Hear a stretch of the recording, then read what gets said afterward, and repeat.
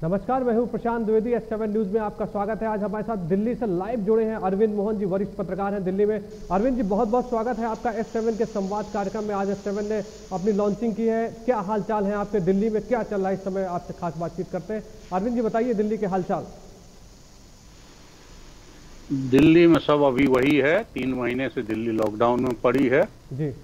और शासन जो है वो बीमारी की चिंता कम कर रहा है, चुनाव और पॉलिटिक्स की चिंता ज्यादा कर रहा है। बिहार चुनाव उसके सिर पे है और उससे भी ज्यादा राजस्थान की सरकार बदलवाना उसके सिर पे है। राज्यसभा चुनाव में उसने एक अटेम्प्ट किया, एक अटेम्प्ट कल से हो रहा था, जो अब लगता है फेल हो गया है।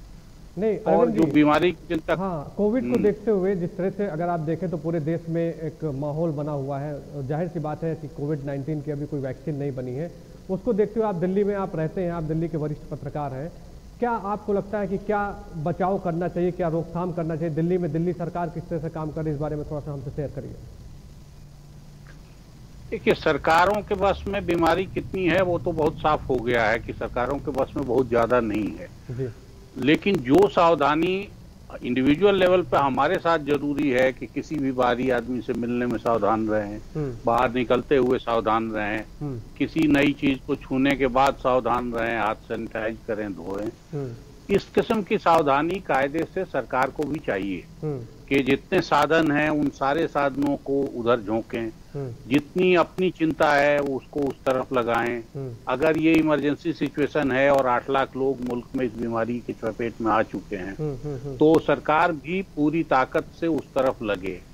इसी बीच हम देख रहे हैं कि सरकार की चिंताएं लगातार दूसरी भी होती जा रही हैं। एक चिंता तो मैंने कहा कि उसको चुनाव और पॉलिटिक्स की चिंता है, एक दूसरी चिंता आपको दिख रहा है कि जो बड़े बड़े ठेके हैं, चाहे वो पीएम के लिए जहाज खरीदना हो या पीएमओ नया बनना हो या फिर उसके बाद जो भी इस किस्म के ठेके हैं बड़े बड़े, वो सब ऐसे ही उसको बड़ी तत्परता से सरकार लागू करती जा रही है। फिर दूसरी तत्परता दिखाई दे रही है कि जो लिबरलाइजेशन के बचे हुए स्टेप हैं, जैसे लेबर लॉ बदलने की जरूरत इस बीच में क्यों पड़ गई है और क्यों सरकार उस सवाल पे ज्यादा तत्पर है और उसको उसके लिए ऑडियंस लिया के अलग अलग स्टेट्स कोशिश कर रहे हैं। ये बात समझना मुश्किल है कि जो कोविड हमारे लिए इतना मुश्किल किए हुए है कि बाहर निकलते ही आपको परेशानी हो रही है या रोज लोग आस पड़ोस के लोग अब बीमार पड़ने लगे, ये संख्या इतनी बड़ी हो गई है। तो ऐसे में सरकार के मुखिया लोग हैं, उनकी चिंता नहीं ये हो पा रही है।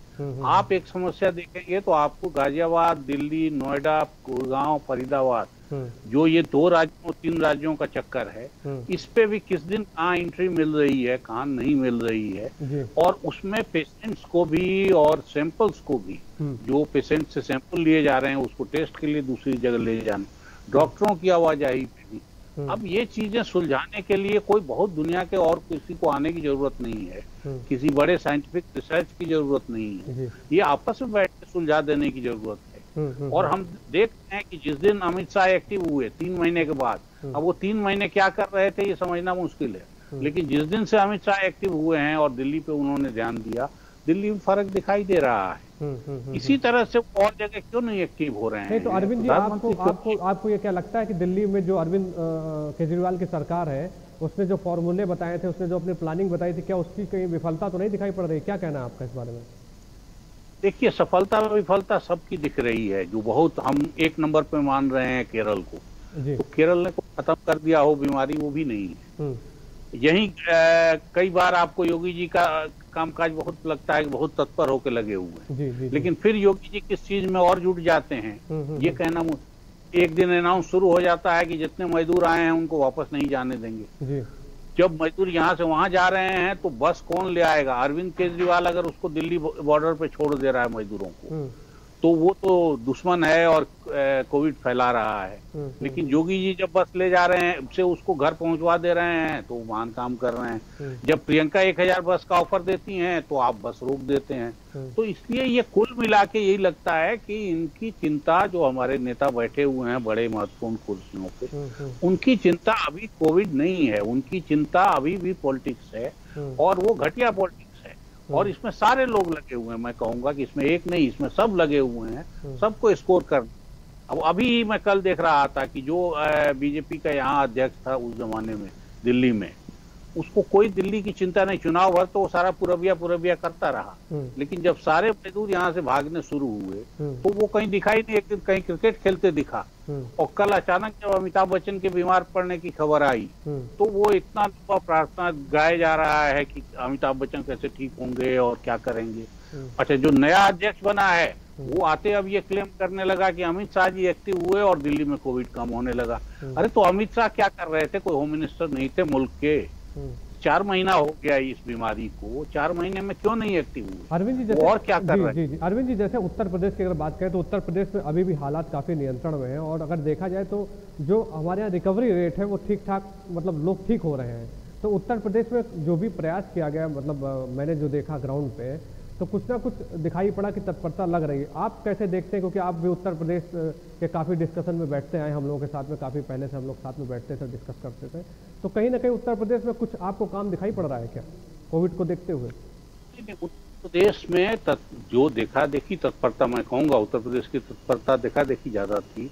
वो तत्परता है, वो तत्परता में कमी नहीं है, लेकिन उत्तर प्रदेश को अपने साधनों को जैसे इस्तेमाल करना चाहिए, जो उसमें जैसे इसी नोएडा और गाजियाबाद में आप देखेंगे जहां हम लोग रह रहे हैं, अगर वहीं के किस्से आप देखेंगे तो बड़ी भयावह अस्पतालों के किस्से हैं कि यहाँ से वहां मरीज मारा।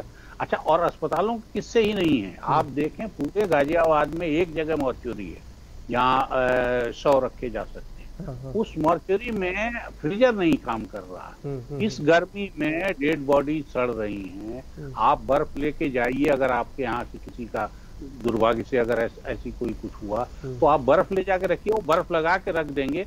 लेकिन जिसके यहाँ से नहीं मिला बर्फ, वो ऐसे ही, तो उस पूरे मॉर्चुरी की हालत क्या है?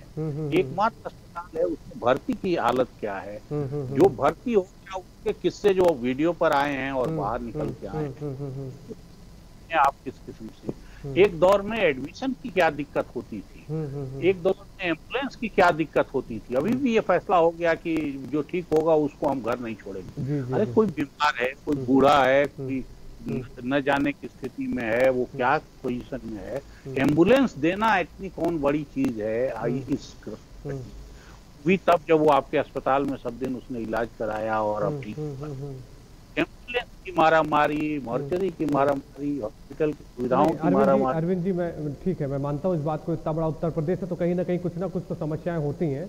लेकिन अच्छा, पत्रकारों की बात अरविंद जी करते हैं, आप भी एक वरिष्ठ पत्रकार हैं, दिल्ली से आते हैं, और जिस तरह से पत्रकार फील्ड में उतर रहा है, बड़े बड़े मीडिया संस्थान चल रहे हैं, कवरेज कहीं से बंद नहीं हुआ है, तो ऐसी दौड़ भाग की स्थिति में आप पत्रकारों को कहाँ पे देखते हैं, किस पायदान पे खड़ा देखते हैं, और कैसे वो क्या करें? नहीं, बेचारगी है। मैं तो बहुत, जैसे डॉक्टरों के लिए भी एक तरह की बेचारगी है और एक कमिटमेंट है, ये दोनों चीज है डॉक्टरों के साथ। पत्रकारों के साथ भी ये चीज है, लेकिन पत्रकारों में मुझे बेचारगी ज्यादा दिखाई दे रही है। डॉक्टरों में अगर सरकारी नौकरी में कोई है, किसी बड़े अस्पताल में है, तो उसकी सफाई कर्मचारी भी है तो उसकी नौकरी पक्की है और वो अपने नौकरी अपने हिसाब से करता है। पत्रकारों की हालत तो मुझे लगता है कि सारे मीडिया संस्थानों में, और इस क्राइसिस में सबको फील्ड में जाना ही पड़ता है, बगैर गए तो पत्रकारिता हो नहीं सकती। प्रिंट का पत्रकार भी बिना गए नहीं कर सकता, और इलेक्ट्रॉनिक मीडिया का पत्रकार तो बिना गए कर ही नहीं सकता, क्योंकि उसको बाइट चाहिए और उस जगह पे खड़ा होना चाहिए। आज के तारीख में थोड़ा वीडियो से लोग जहां तहां से कुछ भेज देते हैं, तो उसकी सुविधा एक थोड़ी बढ़ गई है पहले की तुलना में, लेकिन तब भी आप देखिए कि पत्रकारों को फील्ड में जाना ही पड़ रहा है, ऑफिस आना ही पड़ रहा है। तो इसलिए कोई मीडिया हाउस मैं कहूंगा नहीं बचा है जहां पत्रकार इस तरह से नहीं आए हैं। और कम से कम 5-10 पत्रकारों का किस्सा, में डेथ भी कई लोगों की हुई, लेकिन 5-10 की हालत मैंने ऐसी देखी है और ऐसे उसके किस्से सुने हैं कि दया आती है। वो पूरा घर, उसका डेड बॉडी पड़ी है उसके घर में और कोई पूछने वाला नहीं है। एक ऐसा ही किस्सा अजय झा का था, वो बात राहुल गांधी ने शायद अपने लोगों को भेजा। तो इस की मुसीबत अगर आई है तो कम से कम आप डॉक्टरों का ही किस्सा देखिए कि डॉक्टर तनख्वाह के लिए 3-3 महीने से तनख्वाह नहीं मिली और वो हड़ताल कर रहे हैं। अब इस क्राइसिस में अगर डॉक्टर भी हड़ताल पे चले जाएंगे, सफाई कर्मचारी भी अगर हड़ताल पे चले जाएंगे, तो क्या हालत होगी आप सोचिए। तो इसलिए मैं ये कह रहा हूँ कि जहाँ तत्परता चाहिए सरकार, और इसमें लेबर लॉ, अब यूपी में जो लेबर लॉ खत्म हुए हैं उसमें वर्किंग जर्नलिस्ट एक्ट भी खत्म हुआ है। 13 कानून जो यूपी में खत्म किए गए थे, जिनको बाद बहाल किया, उसमें वर्किंग जर्नलिस्ट एक्ट भी है। अरे वर्किंग जर्नलिस्ट एक्ट खत्म करके आप क्या हासिल करेंगे कोविड में? अब ये बात समझना तो बहुत ही मुश्किल है कि वर्किंग जर्नलिस्ट एक्ट से कोविड के इलाज में और रोकथाम में क्या मुश्किल आ। तो इस सरकार को जो करना चाहिए उसमें दिलचस्पी कम लग रही है, उसमें पॉलिटिक्स की दिलचस्पी ज्यादा लग रही है। और इतनी बड़ी आबादी, चाहे खाली माइग्रेंट्स का मामला नहीं है कि करोड़ों माइग्रेंट्स किस तरह से गए हैं मुल्क में और क्या क्या कष्ट उन्होंने झेले, वो एक अलग कहानी है।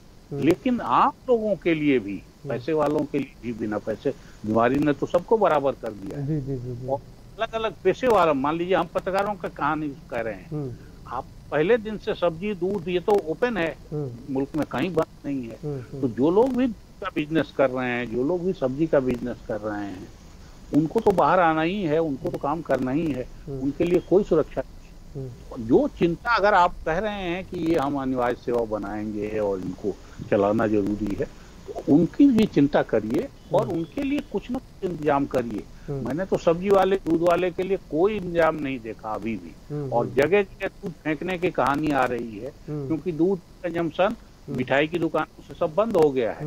तो इस दूध जितना पैदा होता था उतना दूध कंज्यूम नहीं हो पा रहा है। तो इसी में सुनते हैं कि कुछ मिल्क पाउडर इंपोर्ट हो रहा है, उसके खिलाफ भी अभी दूध वालों की नाराजगी है। तो जहाँ चिंता होनी चाहिए थी कायदे से, उसमें कमी दिखाई दे रही है। मैं ये तो नहीं कहूंगा कि सारे लोग निश्चिंत होकर सोए पड़े हैं, लेकिन उसमें कमी दिखाई दे रही है।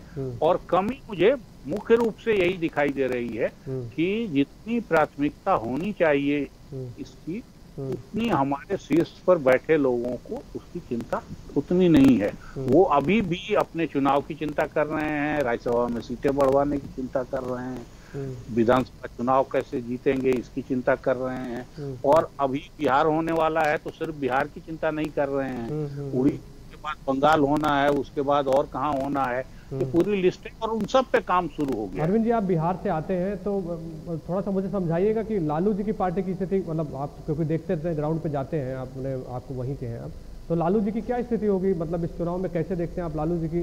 क्या कुछ हो सकता है इसमें? पार्टी में कैसे क्या आगे बढ़ पाएगी? कुछ रुझान दिखाई पड़ रहे हैं उसके क्या? लोगों का मन तो भरा हुआ है इस सरकार से, क्योंकि 15 साल हो गया और इस सरकार की कमजोरियां और मजबूती सब लोगों ने देख लिया। लेकिन मुश्किल ये है कि लालू सरकार जिस तरह से चली उसके पहले के 15 साल, वो उससे भी रिकॉर्ड खराब है। उसमें एक पिछड़ा आगड़ा वाला मसला तो था कि पिछड़ों में एक तरह का स्वाभिमान आया और उनको लगा कि हम भी राज के काबिल हैं, तो अगड़ों को हटा सकते हैं, वो एक फील तो है। लेकिन उसके अलावा शासन के हिसाब से वो सरकार भी बहुत फेल थी। तो अब अगर ये होगी कि नीतीश को हटा के लालू यादव या उनके बेटे को ले आइए, तो निश्चित रूप से ये बहुत मुश्किल चॉइस है। और इसमें शायद ही बहुत कम लोग जिनका जाति वगैरह के सवाल या नीतीश विरोध बहुत ज्यादा नहीं होगा, वो उस तरफ जाना चाहेंगे। तो अपोजिशन तरह से लड़ता है, ये देखने की चीज है। और उसके लक्षण भी अच्छे नहीं है। इस तरफ मान लीजिए एनडीए से नाराजगी है 15 साल राष्ट्र, तो उस तरफ और बुरे हैं, क्योंकि अभी एक तो मेल नहीं दिख रहा है किसी किस्म का, लीडर का सवाल अपनी जगह है, और उससे भी ज्यादा जो लोकसभा में दिखा था कि गठबंधन तो बढ़िया बन गया, लेकिन सारी टिकटें बेच दी भाई लोगों ने, आधे से ज्यादा टिकट उन्होंने बेच के उसी समय पैसे दिए। तो अगर आप टिकट बेच के ही सब अपनी ताकत दिखा लेनी है, अपनी कमाई कर लेनी है, तो फिर राज्य का क्लेम आपका बेकार है। राज्य तो कर आपको कौन देगा, क्योंकि तब पता नहीं और क्या क्या लूट के आप भर लेंगे।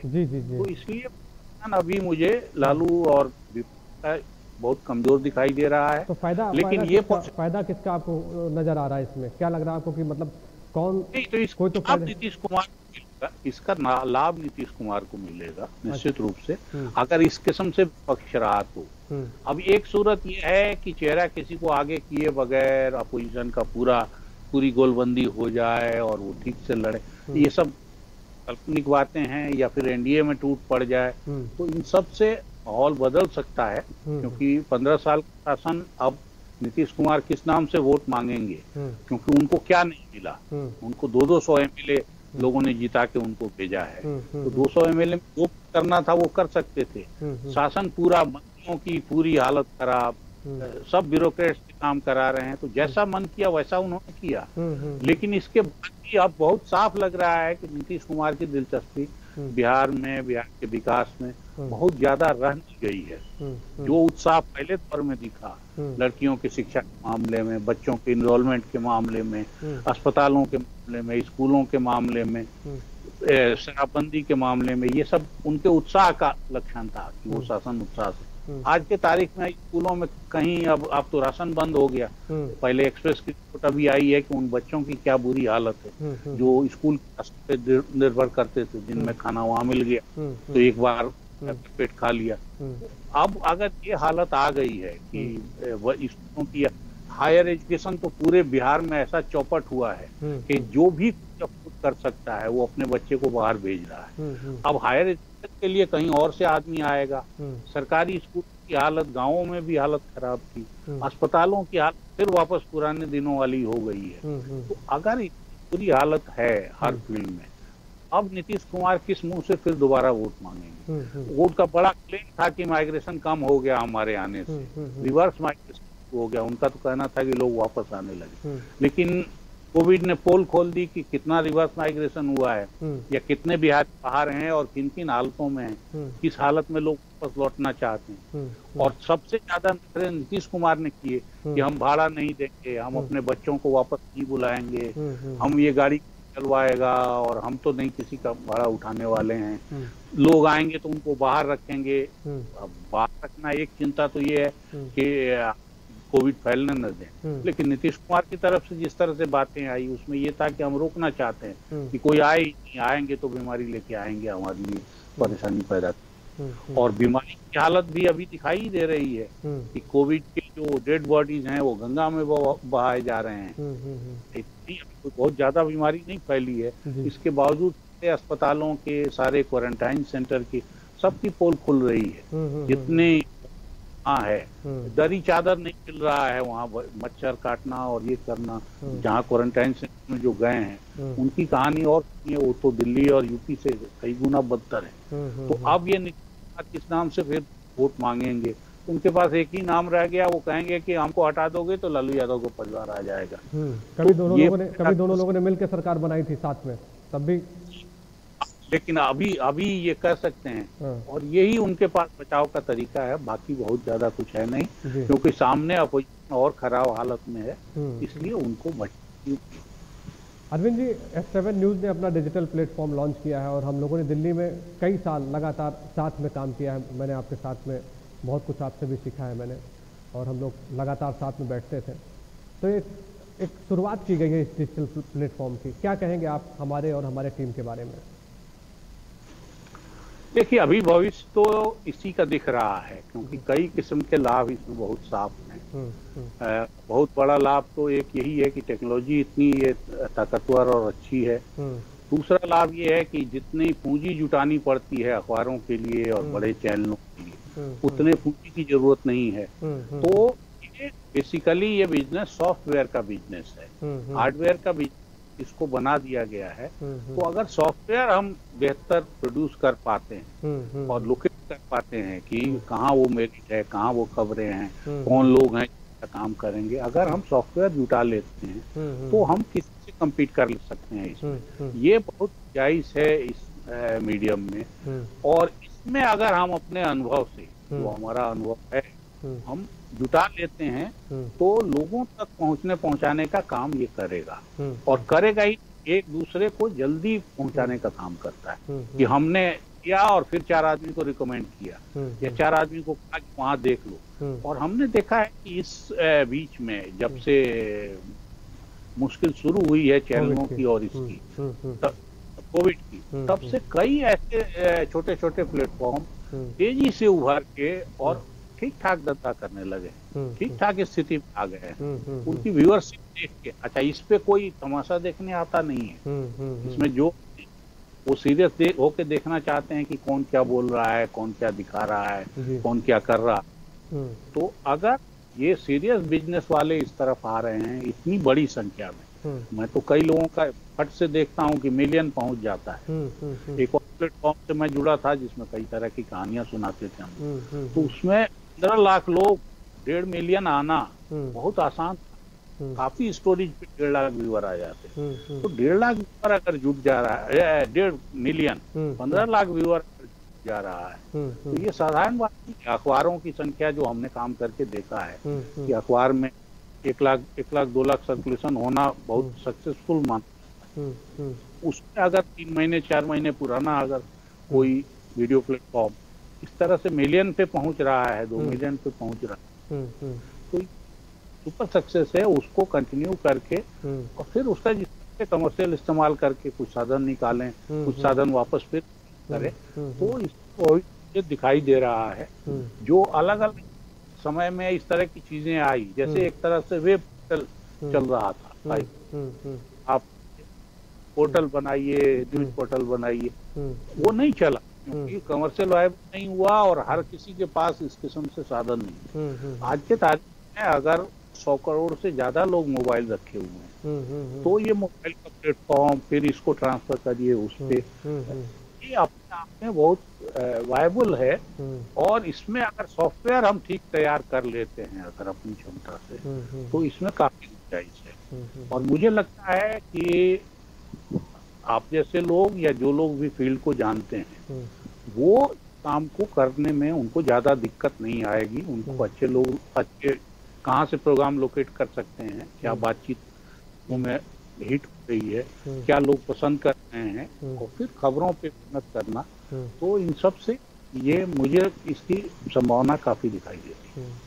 अरविंद जी, आपकी शुभकामनाएं और आपका साथ हम लोगों को चाहिए और मैं लगातार आपसे बातचीत करता भी रहूँगा। और बहुत बहुत धन्यवाद है आपका कि S7 के संवाद कार्यक्रम में आपने इतना समय दिया। और तो ये थे हमारे साथ में अरविंद मोहन जी, जो दिल्ली से सीधे लाइव जुड़े थे। उन्होंने साफ तौर पे हम लोगों से हर तरह की चर्चा की। अब आपसे फिर दोबारा होगी मुलाकात। नमस्कार।